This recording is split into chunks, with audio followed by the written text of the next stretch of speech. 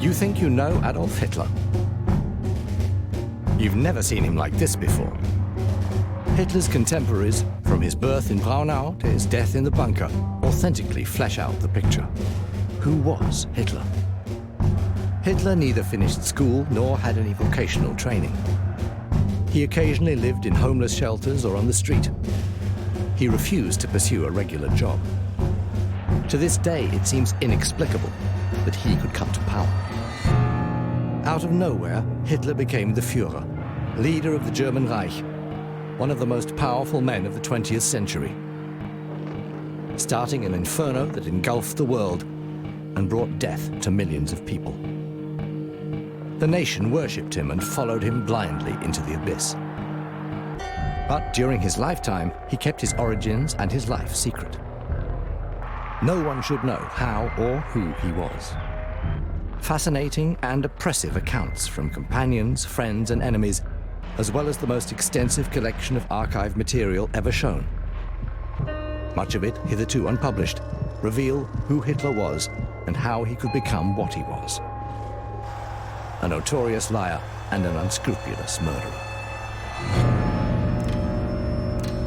As soon as Hitler gets out of prison, he re-establishes the NSDAP. After his imprisonment, he decides to take power by legal means instead of attempting a further coup. As the unquestioned leader of the NSDAP and the national camp, he develops the party into a powerful movement. The NSDAP attracts mainly young people and offers an alternative to the established bureaucratic parties. As the economy recovers in the late 1920s, the NSDAP stagnates.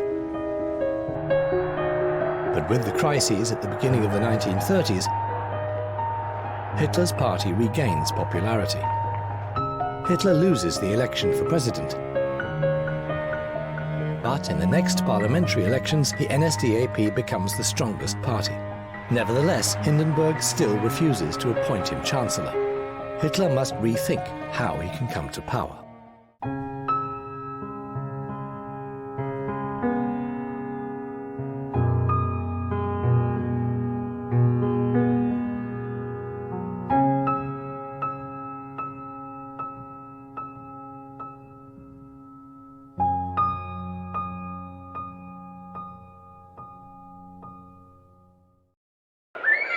At the head of the Reich stood an imperial field marshal, as far as I knew, with ultra-conservative views and a limited intellect. The anti-Republican Conservative Party, now called the German National, had occasionally participated in government. Why shouldn't this continue? Pursue further consolidation. Where were the alternatives? The communists would never come to power, certainly not the National Socialists. Doloman, student. Diary, November the 28th, 1926. Departure Monday morning. Arrival in the afternoon in Essen.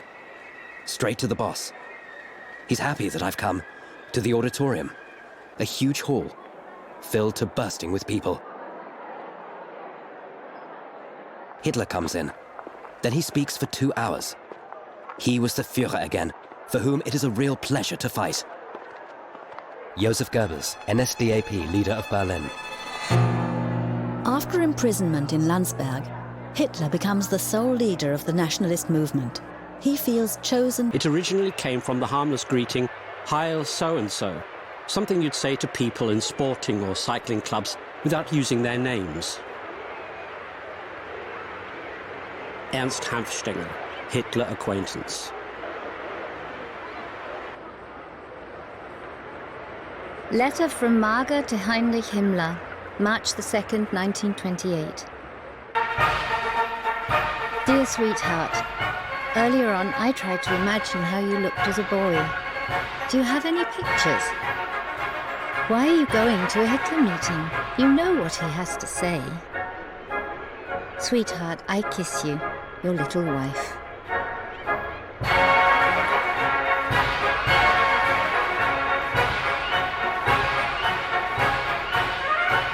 Gregor Strasser in Dresden, 1929.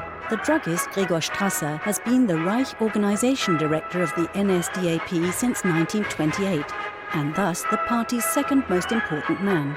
In the north of the German Reich, he ensures a rise in popularity for the NSDAP, but he is a socialist revolutionary and committed to cooperating with the Soviet Union, and thus comes more and more into conflict with Hitler. Since 1925, Strasser has sponsored his secretary, the young Heinrich Himmler. At Hitler's behest, Himmler will have Strasser murdered by the SS on June the 30th, 1934. The German Interior Ministry states in March 1927 that the NSDAP is not moving forward. It did not succeed in bringing its supporters even close to the strength that it reached in the year 1923.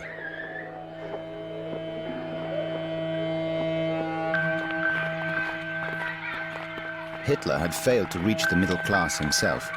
Now, when the middle class fell with the Mark and were later exasperated by the world crisis, he offered himself as their savior. Depressed, they wanted dreams. He offered them dreams for the moment and security for the future. He made them fight, and they made him a god, the god of the petty bourgeois, precisely because he thought and spoke what was inarticulate in their minds.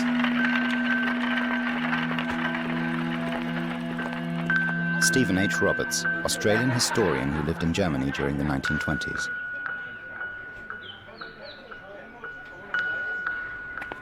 In 1928, Hitler rents a small house on the Obersalzberg, known as Haus Wachenfeld. He used to stay here under the name Herr Wolf. Hitler allows his closest friends to call him Wolf. The reason for this?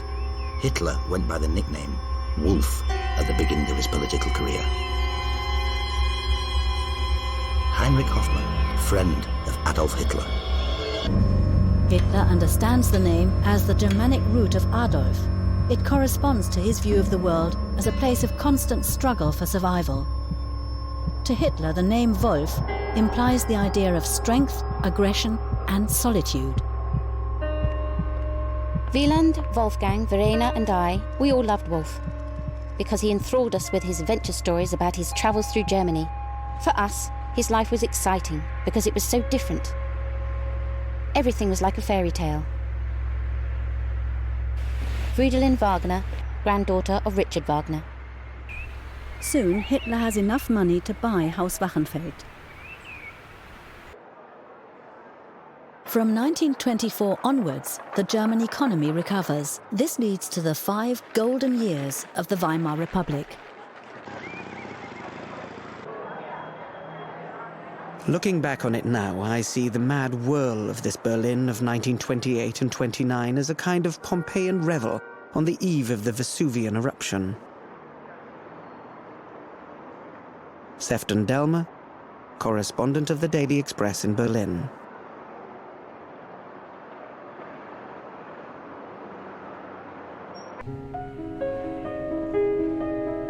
Diary, September the 19th, 1928.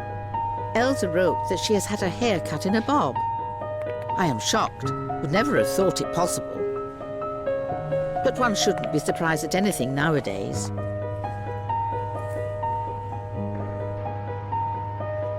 Diary, October the 3rd, 1928. Yesterday, Elsa visited, cheery and gay.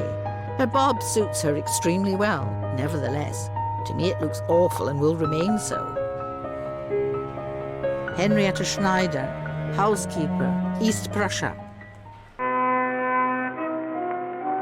The Nazis hated culture itself because it is essentially international and therefore subversive of nationalism. Christopher Isherwood, British-American writer.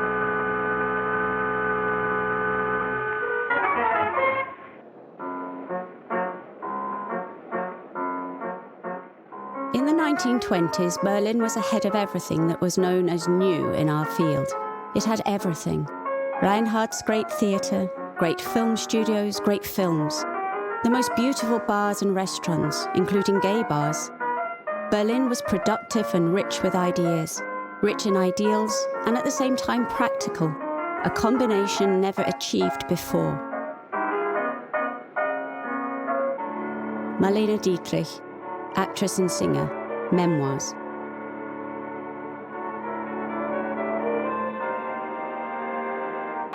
If Maestro Klemperer takes the tempi differently than Furtwängler, if a painter adds to a dusk a hue, which one cannot even in bright daylight perceive in Pomerania, if one is for birth control, if one builds a house with a flat roof, this is all cultural Bolshevism, as is showing a cesarean section in a film. Cultural Bolshevism is practiced by the actor Chaplin, and if the physicist Einstein asserts that the principle of a constant speed of light can only be invoked where there is no gravity, this must also be cultural Bolshevism, and a personal favor to Mr. Stalin.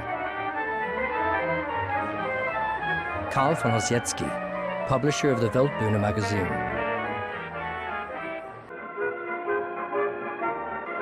Art was no longer a mere ornament of life, but rather its immediate expression. Cubism, futurism, expressionism, whatever you want to call it, this is how we were. This was our world, so shaken and shocked that everything was upside down. Surrealism? Of course, what else? Vicky Baum, writer and journalist.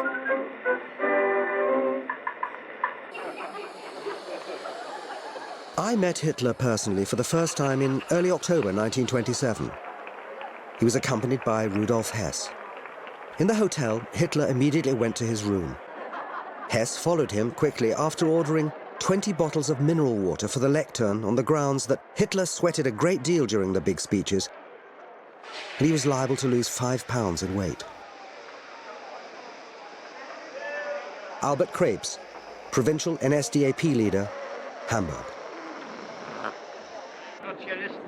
Ihre ganzen Hoheit und widerspruchsvollen Vertrauen versprechen die Nationalsozialisten Entschuldigung. The old Social Democratic People's Party had almost no orators able to mobilize the masses.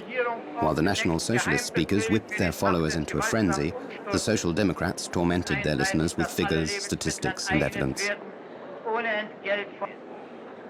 Julius Leber, editor-in-chief, Social Democratic Lübecker Volksboten newspaper. Geheimbefehl für den Tag des Umsturzes. Durch Fleiß, durch Lernen und, ich kann sagen, durch Hungern. Langsam durch den Versailler Vertrag planmäßig eingeleitete Gespenst des asiatischen Bolschewismus. Und ich dachte damals, wenn es bloß größere Erkenntnis tun überwinden.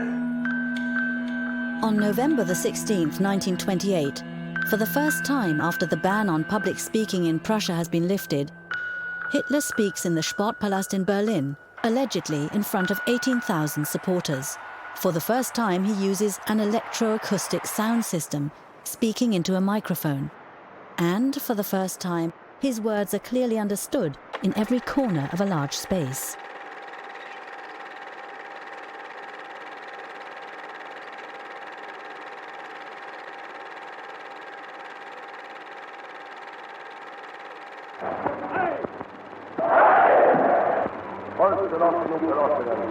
Sieg oder Niederlage, der Mittelstand verelendet, die Finanzen, also ist es typisch deutsch, 30 Parteien zu besitzen.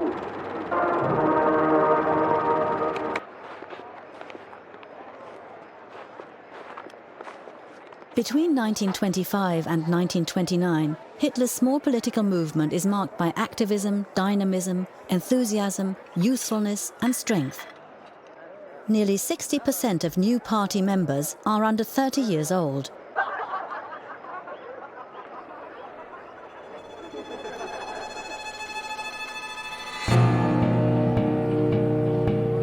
The Reich banner, black, red, gold, a League of German War Veterans and Republicans, was founded 1924 in Magdeburg. In 1932, the banner has more than 3 million members. At first, people laughed at the parades, the meetings full of incidents and brawl. But it soon became clear that neither the underlying ideology nor the wild determination of its representatives had been correctly estimated. The workers' movement mobilized its forces, increased the supporters' activity, and created defenses in the form of the Reich banner black, red, gold, the Iron Front, and special protective formations called Schufels. I was one of the younger driving forces and very committed to all of this. Wilhelm Matur, Social Democrat, Königsberg.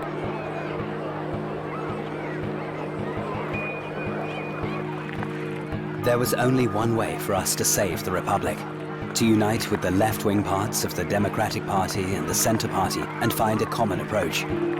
Due to the authoritarianism of the state, it would have been impossible for the Social Democratic Party to establish a purely party political military organization for the protection of the Republic and the working class against fascism.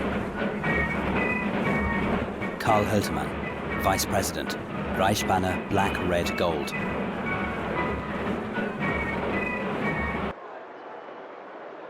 By the way, you could buy a pistol, a 7.65 caliber, factory new, for a giveaway price.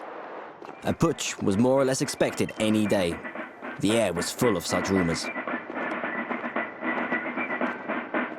Horst Wessel, law student in Berlin.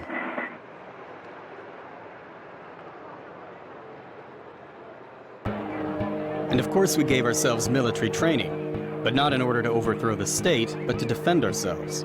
Police and fascist thugs kept attacking demonstrations and disrupting meetings. We had the Red Front Fighter League and the Red Youth Front. In the evening, we practiced judo on the banks of the River Elbe and learned how to move around in groups safely and unobtrusively at night. We never sought or provoked brawls. We just defended ourselves against raids and often got beaten up. Horst Zindermann, communist youth official, Dresden, before daylight.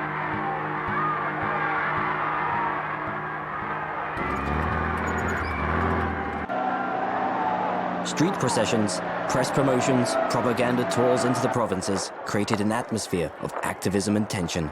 There were countless clashes and wounded people, even dead people, left in the square. Horst Wessel, autobiography.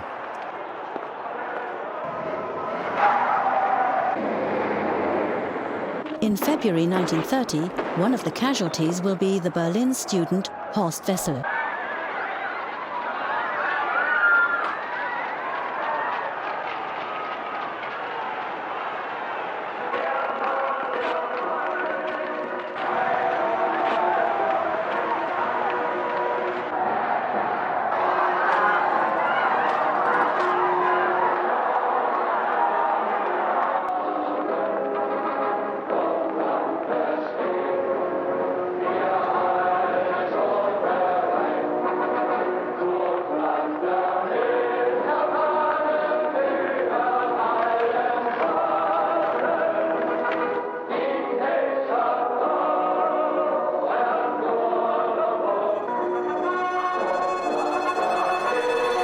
In parliamentary elections on May the 20th, 1928, the Social Democrat SPD and the Communist KPD win 40% of the votes at the expense of the nationalist parties.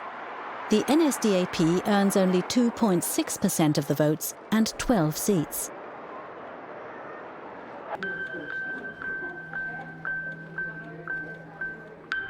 In 1930, the NSDAP bought new premises, the Brown House, near Königsplatz. The money for the purchase is donated to the NSDAP by industrialist Fritz Thyssen.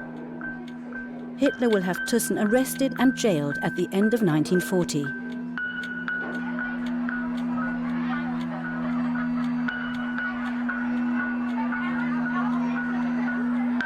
For his study, Hitler had a large corner room on the first floor, which I can barely remember because I seldom saw him there. Not even the large Fridericus Rex painting on the wall could persuade him to keep regular working hours or treat appointments as binding. Ernst Hanfstengel.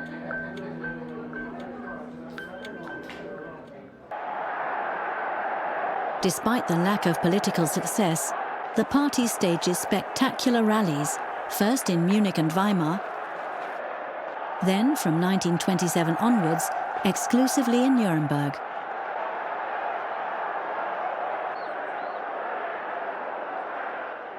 Diary, Nuremberg, August the 4th, 1929. A stampede of people that exceeds our wildest hopes. Outside, the drums are already booming. Torchlight processions, endlessly long. Joseph Goebbels, NSDAP leader of Berlin.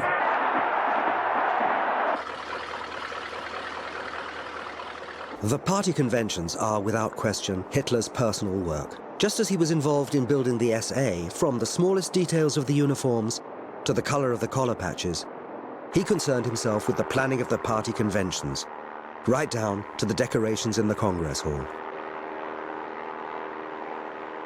Albert Krebs, NSDAP leader, Hamburg. Through the city, a triumphant procession. Everyone cheering and throwing flowers. March past, almost 4 hours. A sea of joy and flowers. Joseph Goebbels.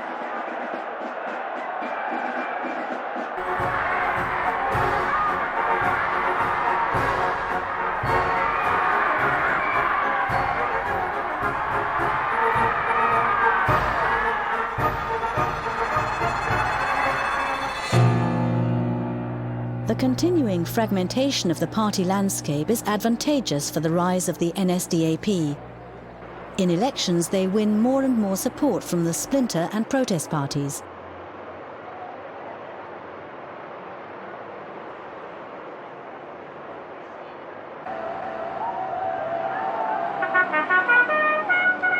October 1929. Angry autumn after a beautiful summer. Rain and calm weather, and something suffocating in the air. And it wasn't the weather. For the first time on the street, manure-brown uniforms.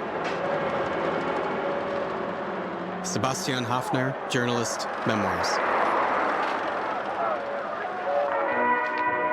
The SPD had won the parliamentary elections of 1928, and since then led a coalition government with the middle-class parties. This falls apart over domestic policies 1 year after the death of the Liberal Foreign Minister Stresemann. The fall of the SPD Chancellor Hermann Müller and the appointment of the Central Party's Heinrich Bruning are the first steps towards the abandonment of the Weimar Republic by the founding parties.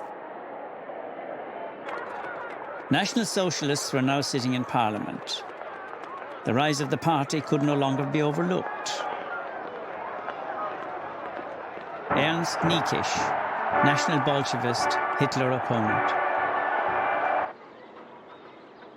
In foreign policy, Hitler promised to free the country from the injustices of the Versailles Treaty. Domestically, he promised to eliminate unemployment and political squabbling. Heinz Guderian, colonel of the German army.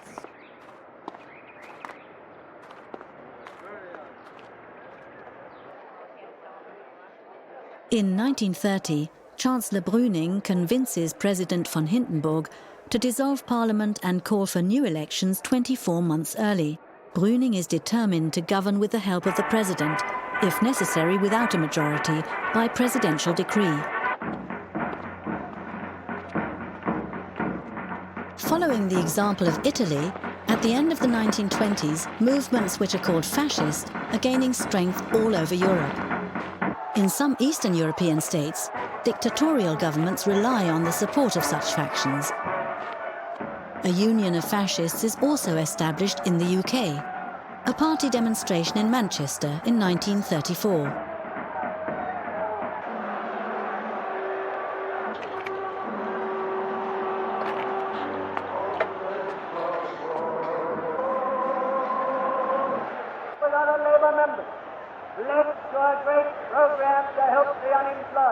In 1930, unemployment had increased to 3,076,000, and the National Socialists then increased their MPs to 108, with a vote of 18%. Less than 3 years later, the National Socialist Party came to power. Unemployment had risen to 6,014,000. Sir Oswald Mosley, born 1896, founder, British Union of Fascists. Diary, September the 15th, 1930, the first election results. Fantastic. The bourgeois parties are smashed. Up to now, we have 103 seats, a tenfold increase. Joseph Goebbels. The day after the election, the composition and climate of politics in Germany have changed fundamentally. The NSDAP has risen from a Bavarian political sect to become the second biggest party, fundamentally opposed to the democracy of the Weimar Republic. The Social Democrats suffer only minor losses, mostly to the Communists. Catholic voters link up effectively with the Catholic Centre Party. They lose only a few votes. After the lost election, you sensed for the first time strong displeasure with the party leadership from within the Social Democratic ranks. A deep-seated disillusionment with the bigwigs came over the Social Democratic organization. Julius Leber, SPD member of the Reichstag. The electoral gains of the NSDAP are greatest in the predominantly Protestant regions of rural northern and eastern Germany. Some 3/4 of the voters are Protestant. The middle class is overrepresented with 40%. Yet the NSDAP is not a purely middle-class party. The Hitler movement, as the party is called by friend and foe, finds favor among all sectors of society, including industrial workers. I went to a Nazi rally. It was held in a beer hall. Some drank beer, the others sat in front of empty tables. There were a lot of workers there. That hurt terribly. Ilya Ehrenburg, Russian Jewish author.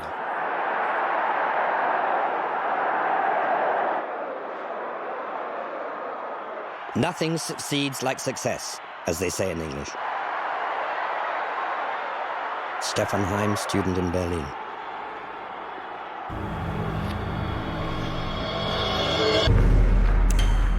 Diary, November the 12th, 1930. Röhm arrives from Bolivia, where he was active in the army. He's very nice to me, and I like him a lot. An open, straight soldier type. Joseph Goebbels. The years from 1931 to 1935, apart from my anxiety on public affairs, were personally very pleasant to me. I earned my livelihood.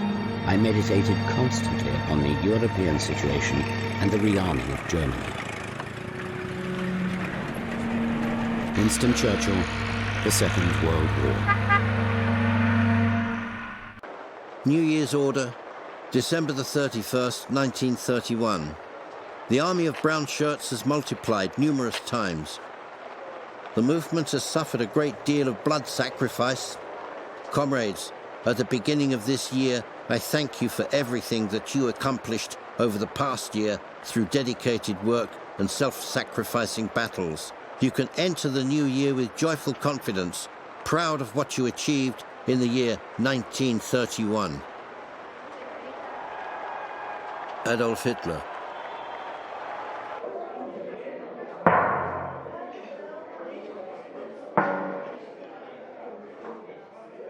Hitler sent a really good New Year's message to the Nazis. The world will sit up and take notice. The communists will have to watch out. Henrietta Schneider, Diary. Speech to the Industrial Club of Düsseldorf, January the 26th, 1932. Summary. I see two principles ruggedly opposed to each other. The principle of democracy, which is the principle of destruction wherever it is practiced, and the principle of the authority of the personality that I would describe as the principle of achievement. Adolf Hitler.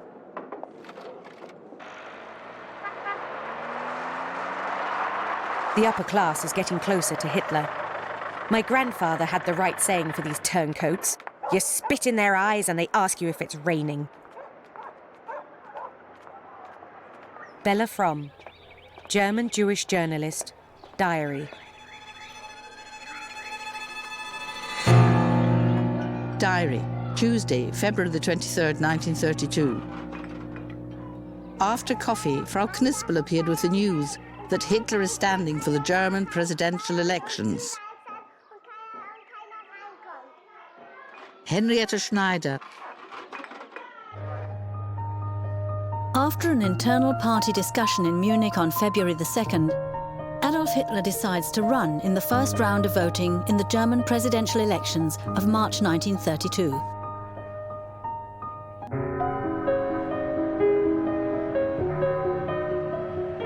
One problem with his candidacy is that Hitler is not a citizen of the German Reich, which doesn't award citizenships of its own until 1934. Whoever has or gains citizenship of one of the 24 German states is a citizen of the Reich.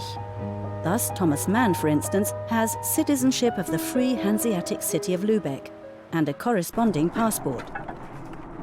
By law, Hitler was stateless because bureaucratic chicanery on the one hand and personal negligence on the other had repeatedly delayed his proper naturalization. Now, however, settling this question was merely a formality once it had become possible for the Brunswick provincial government, made up of Nazis and German nationals, to arrange automatic German citizenship for him at any time by means of a pro forma appointment to some position in the civil service.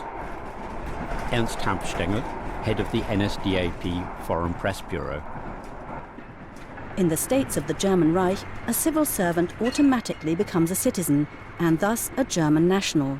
This also happened to the Swiss Albert Einstein, against his will, who had become a Prussian official in 1917. Hitler was entrusted with doing the job of a clerk for economic affairs of the state of Brunswick at the Brunswick Embassy in Berlin, an office he never held. It is thus all the more surprising that Adolf Hitler nevertheless re-registered his official place of abode as Brunswick.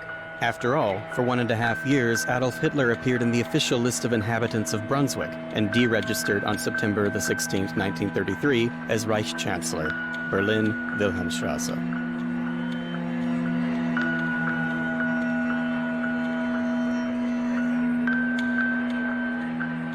Hartmann Lauterbacher, provincial leader of the Hitler Youth South Hanover, Brunswick.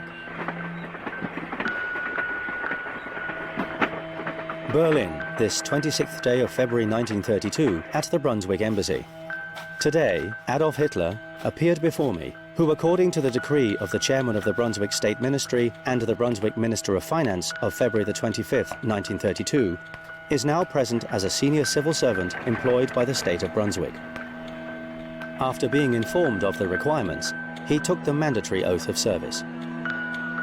I swear loyalty to the Constitution of the Reich and the State, obedience to the laws and conscientious fulfillment of my duties. Adolf Hitler. Read aloud and signed, Adolf Hitler, Senior Civil Servant. Letter to the Embassy of Braunschweig in Berlin, February the 28th, 1932. Reference, leave. I hereby request you to grant me leave until the end of the presidential election campaign. Respectfully yours, Adolf Hitler.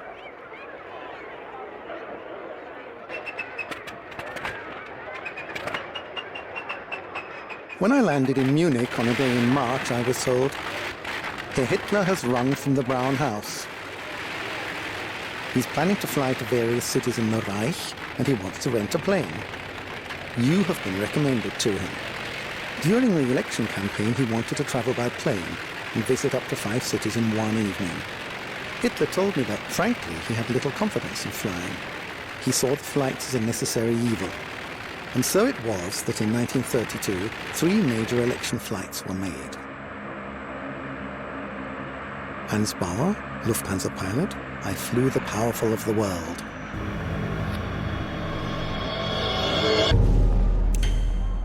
Diary, Berlin, February the 16th, 1932. What a strange country in which the presidency must be decided between Thälmann, Hitler or Hindenburg. Thea Sternheim, art collector and author. Hindenburg was meant to serve as a shield against Hitler's rise. That was also the reason why the Social Democrats supported his re-election in 1932. Paul Löbe, Social Democrat, President of the Reichstag. Again, it was the politics of toleration when the SPD asked its voters to vote for Hindenburg, and how faithfully they followed. Golo Mann, Memoirs and Thoughts. Diary, Monday, February the 29th, 1932. Who will win? Henrietta Schneider. Election campaign flight, April 1932. Soon Hitler had sunk into morose apathy. He just sat there, staring gloomily out of the window, wads of cotton in his ears. A complete contrast to the glad-hand extrovert man at Tempelhof. Sefton Delmer, British correspondent of the Daily Express in Berlin. We must have visited each of the major cities once, if not several times. And afterwards it was always claimed that Hitler was the first German politician to come to power who knew the country inside and out. Ernst Hanfstaengl.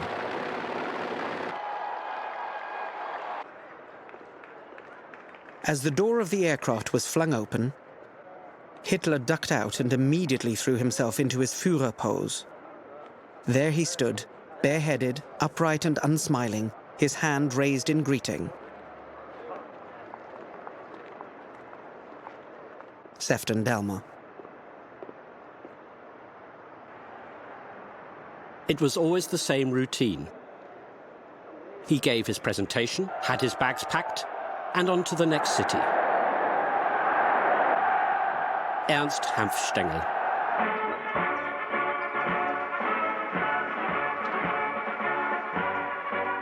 He gave 4 or 5 speeches a day and flew from one rally to another. It was one of the few times that I heard him speak in public. We were led up to the podium.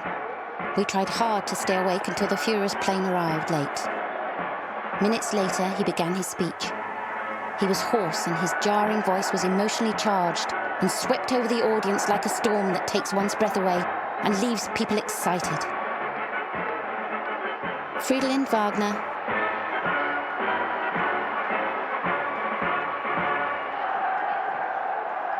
Diary, Weimar, April the 10th, 1932, Sunday. Second round of voting in German presidential election. Hindenburg finally elected over Hitler. Harry Graf Kessler, publicist and diplomat. When the victory of a tired, senile, not overly bright old soldier like Hindenburg over an obnoxious, hysterical social climber is the best that we can get, it's good night, Germany. Vicky Baum, writer.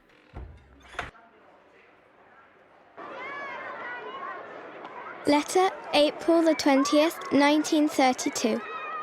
My dear Mr. Hitler, for your birthday, we are sending you our best wishes from our warm children's hearts.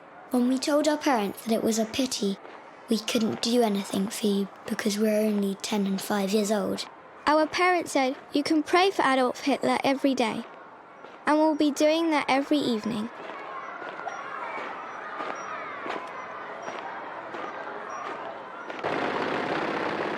Our prayer will be as follows. O God, may your blessing accompany Adolf Hitler wherever he goes. Give him the strength to free the fatherland, soon with a strong, good hand. Your faithful little Nazis, Leonora and Erhard L. Hamburg.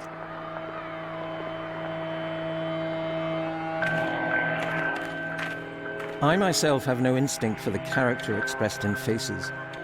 For a long time, I have had a not very pleasant, yet not strongly unpleasant impression of Hitler in photographs.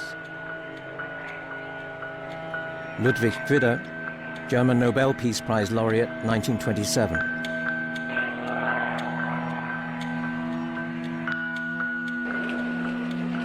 Berlin, November the 8th, 1931. Nothing smells more penetratingly than the nationally scented petit bourgeois. Everything is falling apart. Where are we heading? Ter Sternheim. More than the Nazis, the communists hate the Social Democrats, whom they defame as social fascists. With what they call a Leninist strategy, they want to make the Weimar Republic ungovernable and create conditions for a revolution through the collapse of the capitalist system.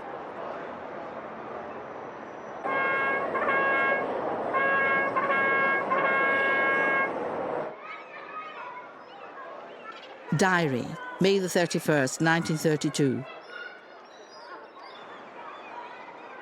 Lotte is coming on Sunday. She's planning a trip with Karl to Westerland. Yesterday, Bruning resigned. Now what? Henriette Schneider. Open letter to Theodor Leipart, German Trade Union Confederation. Ernst Thälmann, Communist Party of Germany. Otto Wels, Social Democratic Party of Germany. We, the undersigned, observe the development of political events with the impression that we are approaching a dreadful threat of fascisation. In our view, this danger can be eliminated by the merger of the two major workers' parties in the election campaign. The responsibility lies with the leaders. Only the obvious desire of the workers to stand together should be decisive. Albert Einstein, Heinrich Mann, Käthe Kollwitz. The hero of Tannenberg, the hero of the German Republic, had a dull spirit, our grumpy field marshal with his robust conscience. With truly Germanic blind loyalty, he betrayed the pious chancellor to whom he owed his power. Bruning was fired. His successor, the comparatively liberal General von Schleicher, was soon the target of wild intrigue. Klaus Mann, son of Katja and Thomas Mann. In June 1932, Franz von Papen, on behalf of Reich President von Hindenburg, forms a right-wing conservative cabinet, which is without a majority in parliament. The new chancellor hopes for the support of Hitler and, according to Hitler's demand, asks the Reich President to call new parliamentary elections on July the 31st. For far too long, we had been content with laughing and joking about the house painter Hitler. Karl Zuckmayer, German-Austrian dramatist. Diary, Sunday, July the 31st, 1932. The hatred of the parties is awful. At 10 o'clock, the elections begin, without Wilhelm. He is plagued with neuralgia. Henriette Schneider. The triumph of the National Socialists in the July elections of 1932 is a Pyrrhic victory. Although all forms of propaganda have been exhausted, leaving the party deeply in debt, they have barely increased their vote over the elections of the spring.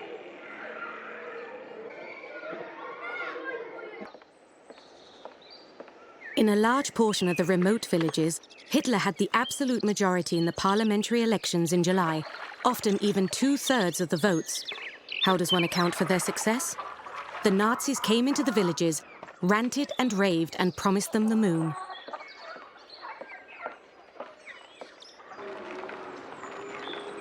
Maria Leitner, German-speaking Hungarian journalist and communist.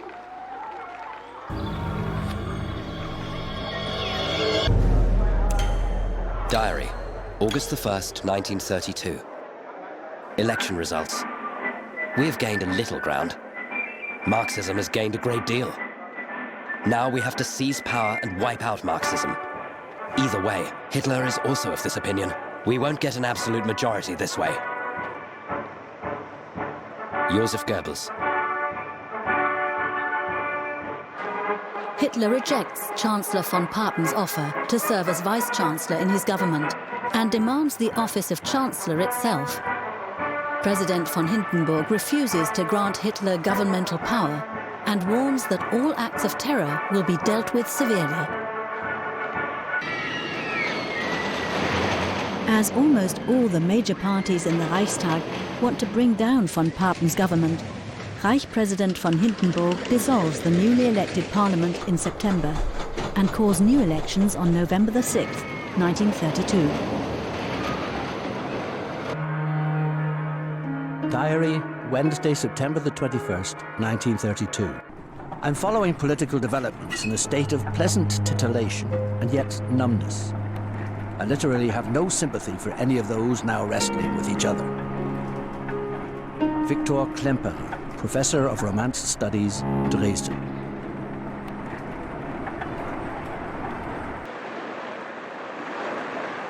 Diary, Friday, October the 21st, 1932.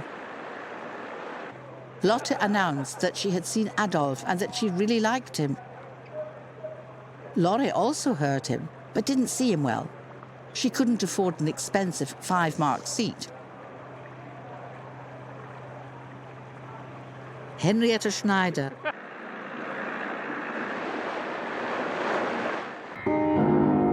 As my wife and I had voted for the German National Party in July 1932. After some hesitation, we voted for Hitler in the elections of November the 6th the same year. So we too succumbed to the fallacy that a government takeover by the NSDAP would stabilize political and economic conditions. Alexander, Count of Donau-Schlobitten, East Prussian landowner. Diary, November the 6th, 1932. Complied with compulsory voting, but still Social Democrat. Election results on the radio. The Nazis have lost. The KPD have gained. Klaus Mann, writer. In the German elections of November 1932, the NSDAP won 11.75 million votes, the SPD 7.25 million, and the KPD some 6 million. So together, both workers' parties were a lot stronger than the Nazis. Mannes Sperber, Austrian writer and KPD member at the time. In the state elections in Thuringia in December, the NSDAP even loses 40% of its votes. Many unemployed people turn their backs on the Nazis. They now put their hopes in the communists and the German nationals.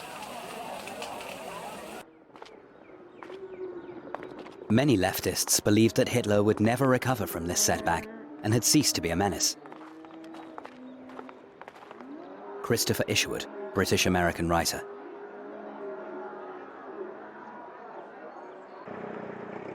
Despite knowing better, left-wing intellectuals continued to enjoy their feeling of steady advancement. Their poems and songs, their satirical and political plays and cabaret pieces, their articles, their books and polemics, all of this resonated so strongly that for them it was as if they were standing at the loom of time.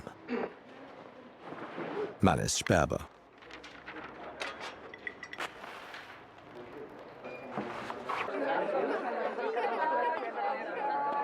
Hitler doesn't win the election after achieving a majority, but despite losing votes in the parliamentary elections of November. He needs the support of reactionary allies in high places. They believe that with Hitler's help, they can eliminate the communists and social democrats.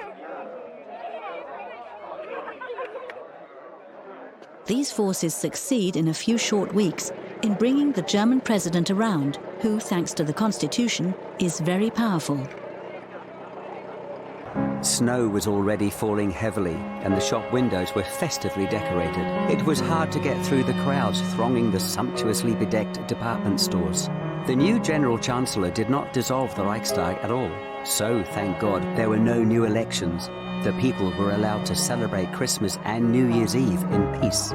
There was knee-high snow in the streets, and the rush of the hungry unemployed to do the work of removing the snow was so strong that there weren't enough shovels to go round. Oscar Maria Graf, writer, From My Life.